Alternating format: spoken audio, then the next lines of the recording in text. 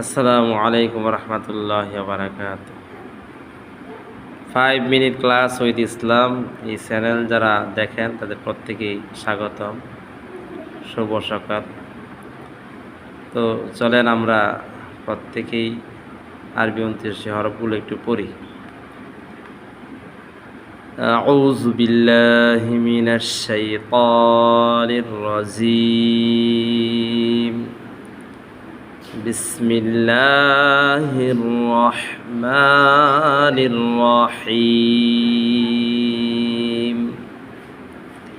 আলিফ আলিফ আলিফ বাতাস বাহির করে উচ্চারণের সময় বাতাস বাহির হবে, যেমন আলিফ আলিফ। বা বা বা বা তা তা তা সা সা সা জিম জিম হা খ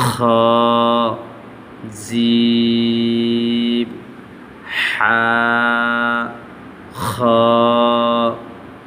দাল জাল দাল জাল দাল জাল র মোটা করে র র র জা র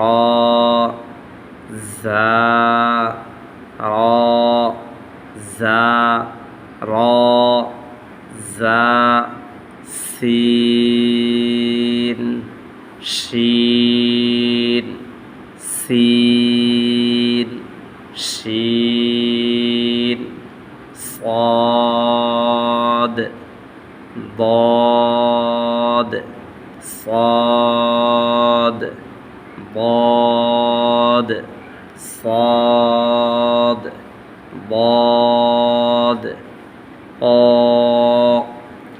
ظا عين غين عين غين فا فا قاف كاف قاف كاف قاف كاف قاف كاف লাম মিম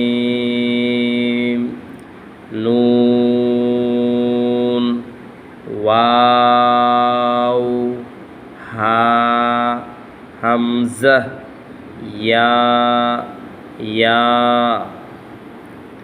ওয়াও নুন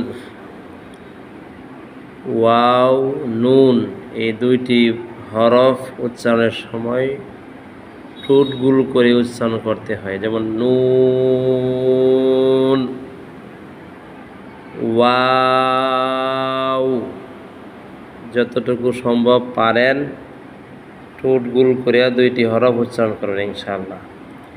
আর এই 29টি হরফের মধ্যে 7টি হরফ হলো ইস্তেআলার হরফ। এগুলা উচ্চারণের সময় জিহ্বার গোড়া ফোলাতে হয়। ইস্তেআলার হরফ হলো 7টি হরফ। দেখেন খ صاد ضاد ضا ظا غين قاف। জিহ্বার গোড়া ফোলাবো হরফগুলি ইস্তেআলা, ইস্তেআলার সাথে হরফ খ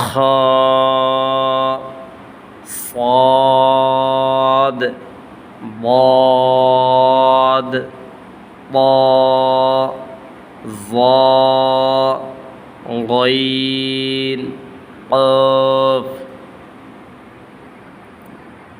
জিবার গুড়া ফুলাবো হরফগুলি ইস্তেআলা, ইস্তেআলার সাথে হরফ খ, صاد ضاد طاء ظاء غين قاف। এই 7টি হরফ আপনারা প্রত্যেকেই যাদের বাসায় আয়না আছে আয়নার সামনে গিয়া উচ্চারণ করবেন জিহ্বার গোড়া ফুলায়া। এই জিহ্বার গোড়া ফুলায়া যখন উচ্চারণ করবেন তখন টুটগুল হবে না। টুটগুল ছাড়া আমরা হাসি দিলে যেরকম মুখ একটু টুট মিলিয়া থাকে, এরকম হাসু হাসু অবস্থায় এই 7টি হরফ বারবার উচ্চারণ করবেন। এই 7টি হরফ যদি উচ্চারণ হয় তাহলে আপনাদের জন্য কোরআন পড়া অনেকটা সহজ হয়ে যাবে। 29টা হরফ যার সহি হয়ে যাবে তার কোরআন পড়া অতি সহজ হবে। এজন্য আমরা প্রত্যেকেই এই 29টা হরফের প্রতি মনোযোগ দিয়া মেহনত করি আমরা পড়ব ইনশাআল্লাহ। আসসালামু আলাইকুম ওয়া রাহমাতুল্লাহি ওয়া বারাকাতুহু।